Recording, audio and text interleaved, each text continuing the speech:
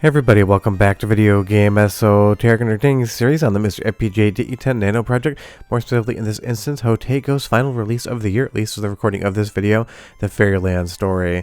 Definitely a little bit of a deeper cut, but it's a fun way to end the year, and it's basically Bubble Bobble meets the Taito arcade formula. Before we get too far involved though, do me a huge favor, go down below, hit like and subscribe, and ring that notification bell. Definitely helps us out. And if you feel so inclined and want to support the channel, we got a Patreon link down below as well. But Jotego's brought us a ton of fun arcade cores this year, and I'm guessing there might be one more after I do this voiceover, but I can't be certain, so we're going to say this may be how he's capping the year out. And that is always fun to get a new arcade core. If you've never played the Fairyland Story before, I wouldn't be surprised. It's definitely a deeper cut as far as Taito properties are concerned, but it's definitely that classic single board arcade experience a la Bubble Bobble that was all the rage back in the late 80s, and it definitely is a fun game that gets really difficult in later levels. And it's always fun that Jotego kind of pops around between different platform and different manufacturers as well. He's done a lot of Konami stuff this year, but there's been a lot of Taito as well, and that's always fun to get. It's the games like this that you're not really going to see many arcade boards for out there, or maybe you've never even heard of it before, and getting those cores over on MiSTer FPGA means you're going to discover a new game that you may end up falling in love with. The premise here is absolutely simple, very similar to Bubble Bobble, except you turn the enemies into pastries in this instance, and then you have to drop them off ledges. If you drop a pastry on top of an enemy, they both die. If you drop a pastry from a height, it explodes and that enemy is off the playfield. So as opposed to Bubble Bobble, where you basically have to stomp on the bubble to pop the enemy, here you're letting gravity do the work, and you'll see if you do it correctly, you can clear an entire board in under 3 seconds. And that's why these games are a ton of fun, even if I know views-wise, they don't always hit. These single-screen games are super popular, and I grew up with them. I remember first playing Bubble Bobble in arcades, and absolutely falling in love with it, and wanting a copy for the NES, and playing the ever-loving hell out of it. And something like the Fairyland Story is going to do the exact same thing for me. But let's move over to a MAME capture really quick to compare how they actually perform in the colors, because I did need to refresh my memory on this one. It's been some years since I played the Fairyland Story, so talking about how it compared to emulation wasn't something I could do off memory. And I know you guys like seeing some comparisons to MAME and the cores as well, and expect to see some more of that in 2025. You really like the MiSTer FPGA versus software emulation videos, and I would say as far as the core's performance to MAME is concerned, I really don't see any difference whatsoever outside of the color saturation. Let's go to a side-by-side here. We're going to have the MiSTer FPGA core on the right, and we're going to have MAME on the left. And if you didn't notice there, the first comparison, when that ready symbol comes up and leaves the screen, it is frame-to-frame accurate across both sources, so that is awesome. And obviously not having an arcade PCB to test against, we're just going to have to say that is good. And as far as the other difference is concerned, you will see the color saturation in MAME is a little deeper, and color's always a very tricky thing to talk about. What would be the 100% accurate representation of what the color value should be? Sometimes MAME seems a little bit more saturated than the real arcade hardware. Sometimes I feel like MiSTer could bring the saturation up a little bit, so here there really isn't any determination to be made. Whatever color you like is the color you like in this instance.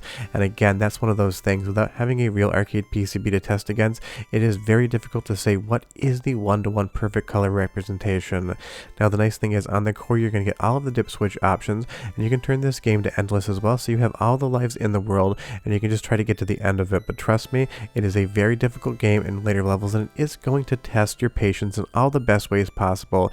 It is a cute, colorful, cheery game that seems like it's going to be easy, but then when you actually get further into the title, you get into the later levels, you're absolutely going to struggle, and you're trying to figure out how to solve that one board puzzle. And that's what these games really are, single screen puzzles with action platforming elements. And I would say I do love all the characters here as well. They have that classic Taito charm to them, maybe not as iconic as some of the characters from Bubble Bobble, but still a ton of fun. And you will see you can get your opponents to actually push the cakes off for you. And as far as the sound on this game is concerned, it sounds exactly like I remember it sounding, which is to say fun, but definitely a bit antiquated in the sound department. But go ahead and listen for 45 seconds, and I'll be right back with some more video.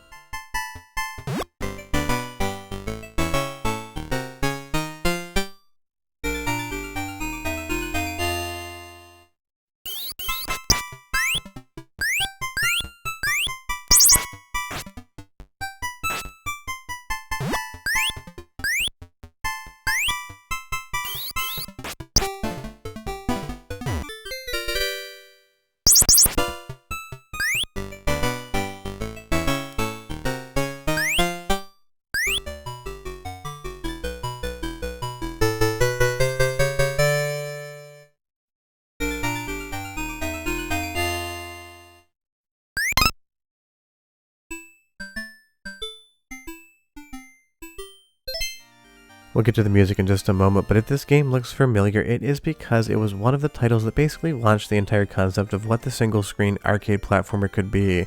You have the Fairyland Story, you have stuff like Bubble Bobble that lead you into things like Bubble Symphony and Tinkle Pit, and a ton of other games that basically use this exact same premise. The gameplay will ever be so slightly different, like in Bubble Bobble, you jumping on bubbles, not pushing cakes, but the concept is this is a very popular genre, at least was back in the day, and it's fun to have another version of it on MiSTer FPGA, and of course it also came to Analogue Pocket as well, but we're just doing this from a MiSTer FPGA perspective. Now as far as the sound is concerned, it sounds exactly like it should, but there's something about that generation of music I've never really loved. Maybe it's because I grew up in the 90s, I was born in the mid 80s, so I really got my first taste of video games when you had stuff like the Super Nintendo and Sega Genesis on the market, so there's something about the 8-bit chiptune. While I do appreciate it in stuff like NES games, it's never hit the same way that something like a 16-bit arcade game or even console game did. But you leave me a comment down below and you tell me what you think. And I do love these wizards can basically just turn you into a tiny hat running around the screen with some feet coming out of the bottom. This game just has a ton of charm and a ton of gameplay for something so simple, and that's always something that we appreciate, especially when we get new arcade cores. As we move back over to the main source here, you will see those colors warm up a little bit, which actually looks a little bit better to my eye on the wood here, but it is such a tiny difference. It really is one of those things. I know you guys like looking at the differences between MiSTer FPGA and software emulation, so I figured I would include it, but honestly that is the only deviation I can find between these two, and of course this is still a beta core as far as Jotego is concerned, so there might be changes coming soon. If we move them side by side again, this is when you can really see the difference. We have MAME on the left and MiSTer FPGA on the right. Just take a look at the wood on the left hand side of the screen. You can see it's ever so slightly warmer, maybe 1 to 2 degrees more saturated versus something like the source on the right being MiSTer FPGA. But as far as the enemies are concerned, the cakes, all of the different sprites, they do look good, and again this is 100% subjective, but you leave me a comment down below again and you tell me which color you like the look of better. As we go to a stage, it has a little bit more of a pastel look. I love that this entire stage is just a birthday cake because so much of this game is just pastry themed. That is absolutely hilarious, and it does have a lot of fun charm. And for such a simple game, these age so well because the gameplay conceit is so simple, but it is so effectively complex when you get to later levels.